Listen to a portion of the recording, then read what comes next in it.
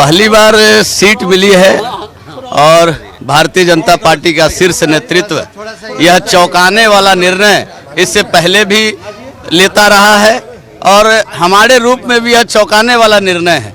मुझे भी नहीं पता था परसों तक कि मुझे अपने मिट्टी के सेवा का, चूंकि मेरा यह जन्म स्थल और कर्म स्थल है, मुझे इसके सेवा का सौभाग्य भारतीय जनता पार्टी का शीर्ष नेतृत्व प्रदान करने वाला है। और मैं जैसे ही सुना मैं भावुक हो गया कि मेरे जैसे एक साधारण कार्यकर्ता को और यह नेतृत्व प्रदान करने का अवसर प्रदान किया है।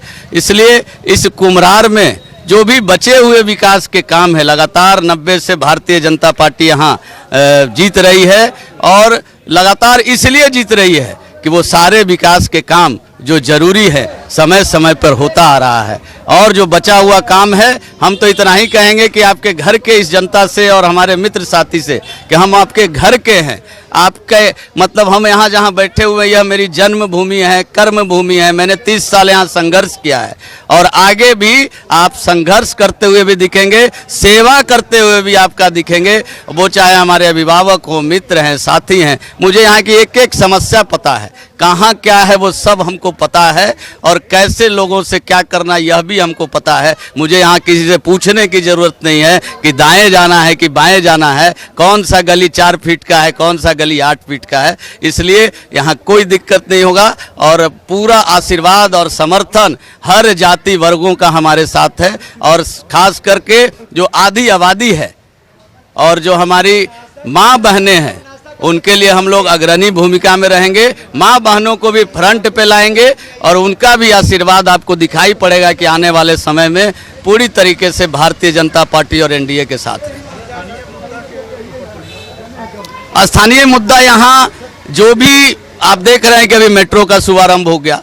हम लोग जब यहाँ संघर्ष के बाद 2005 के बाद सरकार बना तो ये आप पाटलिपुत्रा स्टेडियम देख लीजिए आप। उसके बाद जितना भी हमको याद है, बच्चे थे तो मलाही पकड़ी से और उधर जाते थे, शालीमार से इधर आते थे तो बारिश होता था, इतना इतना पानी 2-3 महीना तक जल जमा हुआ करता था। और जल जमाव के बाद आधा साल जल का अभाव, यानी आधा साल जल का प्रभाव, आधा जल का अभाव और रोड जाम हो रहा है। ये सब वो सारी समस्याएं खत्म हो गई है, बेसिक समस्याएं खत्म हो गई है।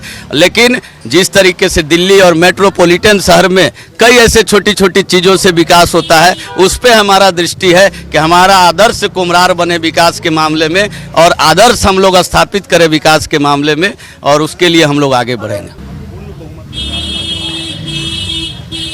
अच्छा देखिए, आरजेडी क्या बोलेगी। मैं किसी वंश से, राजनीति से निकला हुआ कार्यकर्ता नहीं हूँ। आप हमारा ही उदाहरण देख लीजिए।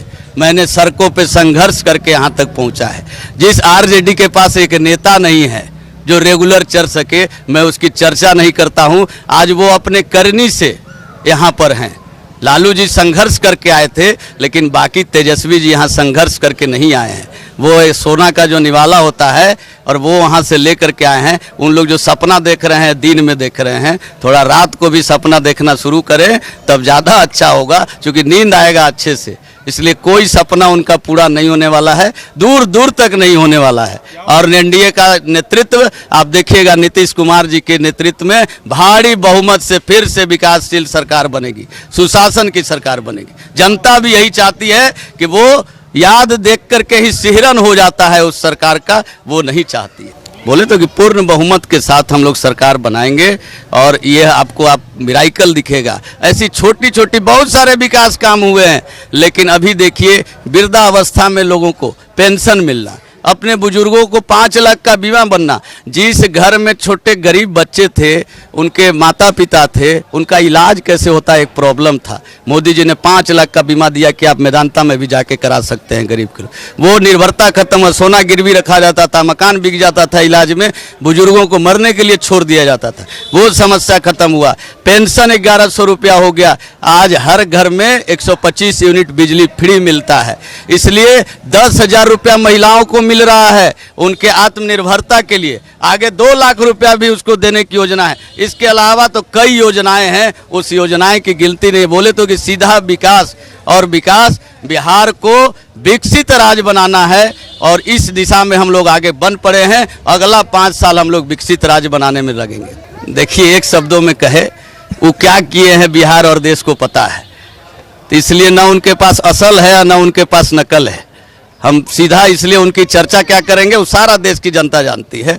और एक एक चीज़ नई सोच और नई उम्मीद के साथ नरेंद्र मोदी जी की सरकार आई, अटल जी की सरकार आई। और आज एक बात है कि 2005 से नीतीश जी के नेतृत्व में जो यह सरकार चल रही है, वो सुशासन की सरकार, विकास की सरकार चल रही है। इसको देश ने माना है कि जो यहाँ काम हुआ, कई ऐसी योजनाएं ये यहाँ शुरू हुई है जो पूरे देश में यहाँ से शुरू होता है, वो नीतीश जी के नेतृत्व में ही संभव हुआ है। और हमारे जैसे एक ही कार्यकर्ता को टिकट नहीं मिला है इस बार कई कार्यकर्ताओं को, जो साधारण कार्यकर्ता है उसको मिला है। यह एनडी में संभव है कि एक चाय बेचने वाला गरीब का बेटा इस देश का बूथ का अध्यक्ष थे, वो बूथ का काम करते थे और वो भारत का प्रधानमंत्री बनता है, वो गृह मंत्री बनता है। यह इस भारतीय जनता पार्टी में ही संभव है। और यह आपको और आगे कई चौंकाने वाले निर्णय है जो आपके सामने आने वाले हैं। इस सरकार में भी आप देखिएगा वैसा निर्णय आपके सामने आए। आज नामांकन है हमारा और हम अपने अभी घर पे हैं और सभी बुजुर्गों का, अपने मित्र साथियों का, अपने कार्यकर्ताओं का, एनडीए का आशीर्वाद लेकर के हम नामांकन करने जा रहे हैं। और उसके बाद जितना संभव होगा इस 15 दिन में हम लोगों के बीच जाएंगे। चूँकि हम पब्लिक फेस तो है नहीं, अभी कार्यकर्ता से गए हैं। हम सीधा आग्रह करते हैं अपने मित्रों, समर्थकों से, अपने कार्यकर्ताओं से, जो जहां है संजय गुप्ता बन के खुद चुनाव लड़े। वो जो बोलेंगे अपने अपने क्षेत्र में हम करेंगे। मेरे से जितना होगा संभव घूमेंगे, लेकिन एक बार वो घूम लें, चुनाव खत्म होगा तो 1 साल बीतते बीतते हर घर में हम पहुँच जाएंगे। यह मेरा वादा है और सेवा भाव हमारा रहेगा, यह भी हमारा वादा है।